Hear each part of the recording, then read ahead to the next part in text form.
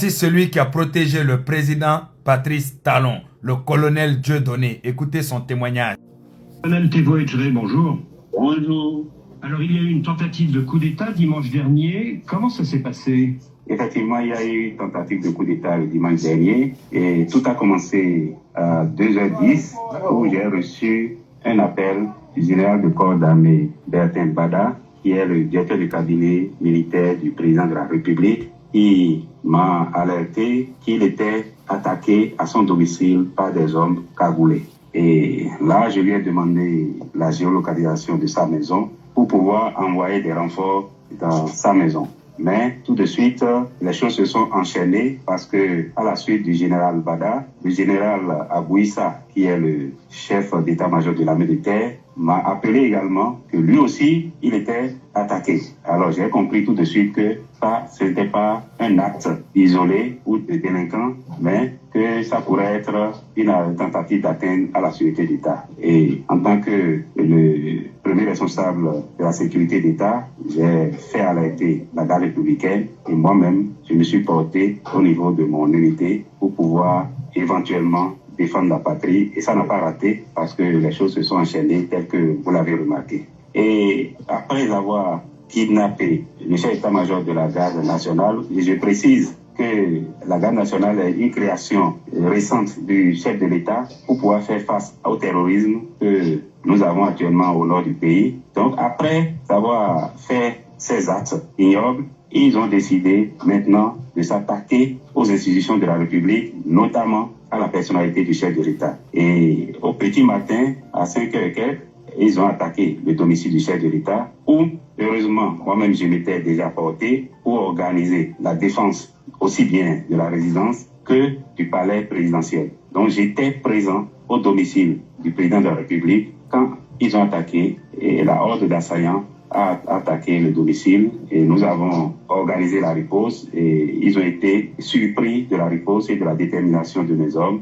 et c'est cela qui les a mis en déroute. Alors, je crois que les affrontements ont été violents devant la résidence du chef de l'État. Est-ce que le président et son épouse étaient à l'intérieur de leur résidence? Oui, non seulement je vous confirme que le président et son épouse étaient présents sur les lieux, mais j'ai été agréablement surpris du courage du président de la République qui était collé à moi, en tant que chef militaire, était collé à moi pour suivre les combats, et malgré mon insistance et à lui demander d'aller s'asseoir, il a tenu à être à mes côtés et à suivre les opérations. Et ça, il a fait de 3h du matin où j'ai mis pied chez lui, toute la journée jusqu'au soir où les opérations ont fini. Il était tout le temps avec moi. Et ces affrontements devant cette résidence, ils ont duré combien de temps?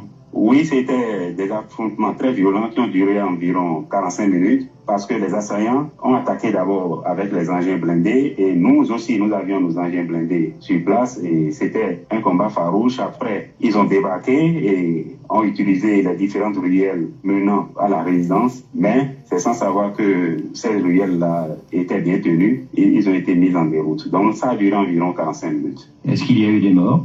Oui, je ne peux pas savoir combien de morts il y a eu de leur côté. De notre côté, nous avons eu un seul mort et un blessé. Alors c'est une fois qu'ils ont été repoussés par vos hommes que ces mutins se sont dirigés vers la télévision d'État. Exact. Après avoir échoué dans leur plan de capturer ou d'éliminer le président de la République, ils tenaient quand même à dérouler le plan qu'ils avaient. Donc ils sont allés à la télévision nationale où ils ont, dans la précipitation, fait passer ce message que vous avez vu. Et pendant qu'ils étaient en train de passer le message, nous, on est passé à la contre-attaque, à la contre-offensive. Donc, quand nous avons détruit l'un de leurs blindés, et là, c'était la débandade.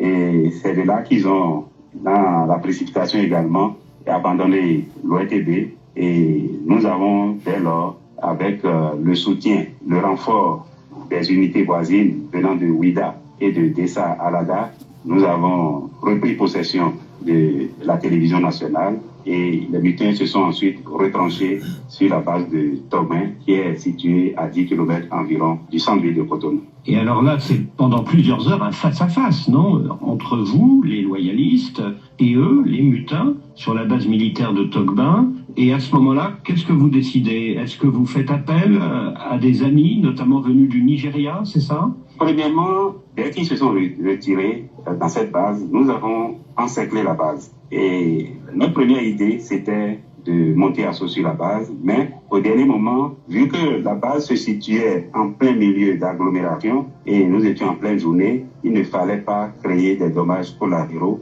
et nous avons décidé de ne pas aller à cet extrême. Et c'est pour cela que, en fin de journée, vers 18 heures, nous avons fait appel à la coopération internationale, à la coopération sous-régionale, sous mandat de la CEDEAO. La partie nigériane nous a répondu favorablement et nous avons procédé plutôt par des frappes ciblées, chirurgicales, pour détruire les engins à l'intérieur qui pouvaient leur permettre de venir attaquer à nouveau, parce qu'ils avaient le plan de venir prendre possession de l'aéroport et autres. Donc il fallait tout de suite finir avec cela. Et quand il y a eu les frappes, déjà, ceux qui étaient dans la base ont pris la clé des champs et la base était vidée. Et puis, c'est après cela que nous avons utilisé les renforts qui nous étaient venus de Ouida et du camp d'Alada pour faire le ratissage. Et ce ratissage a été fait avec également les éléments des forces spéciales françaises qui nous sont venus d'Abidjan et qui ont fini le travail que nous avions si bien commencé.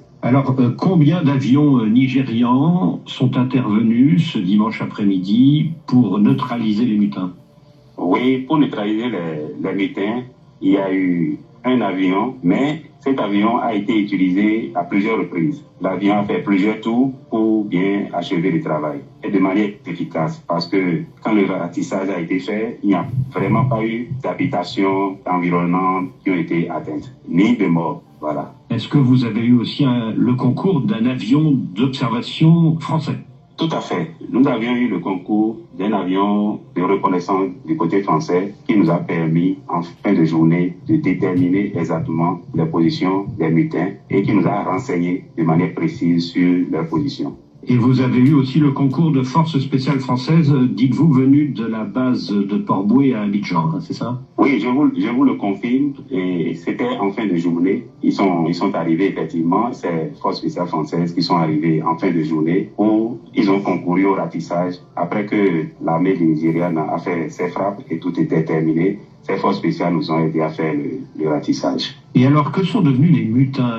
Vous dites qu'ils ont pris la clé des champs, mais concrètement, ils ont pris la route du Nord, c'est ça? Oui, je ne saurais vous dire exactement où ils sont partis, mais nous avons eu la certitude que certains se sont retrouvés au Nord parce que les deux chefs d'état-major qui avaient été kidnappés ont été libérés au nord du Bénin, exactement à Tchao, dans la commune de Tchao. C'est à plusieurs centaines de kilomètres, environ 400 kilomètres de Cotonou environ. Et alors aujourd'hui, où sont-ils, notamment le lieutenant-colonel Tigri, le chef présumé de ce commando? Je ne saurais dire exactement où ils se trouvent, mais je sais qu'ils ont pris la clé des champs et les services de renseignement sont en train de travailler là-dessus. Est-ce que vous pensez qu'il est encore sur le territoire national? Je ne saurais vraiment le dire. Alors ce lieutenant-colonel Tigri s'est présenté comme le chef de cette tentative de coup d'État. Mais est-ce que c'était vraiment le chef ou est-ce qu'il y avait au-dessus de lui un commanditaire? Je ne saurais vraiment le dire en tant que chef militaire. Moi, en tant que chef militaire, je me limite à mon rôle de commandant garde républicaine et je vais laisser les services compétents de la République faire les investigations qu'il faut et nous révéler si oui ou non il y avait des commanditaires aussi en interne qu'à l'externe. Et est-ce que ces mutins avaient des connexions avec un pays étranger? Alors, s'ils avaient des connexions avec un pays étranger, bon, moi, je ne pourrais le dire également. Je ne pourrais pas le savoir actuellement. Vous connaissez bien le lieutenant-colonel Tigri. Est-ce que ces derniers mois ou ces dernières semaines, il y avait eu des signes annonciateurs dans son comportement?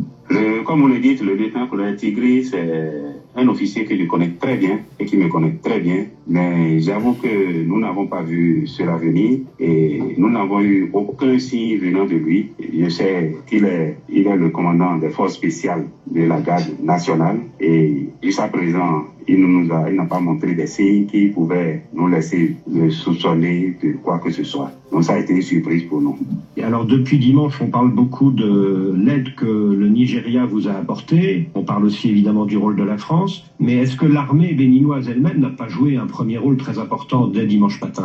Oui, c'est important de le mentionner. Déjà que notre armée, depuis la conférence des forces vives de la nation, a décidé de se retirer dans les casernes et d'être une armée républicaine. Et nous l'avons été jusqu'à présent.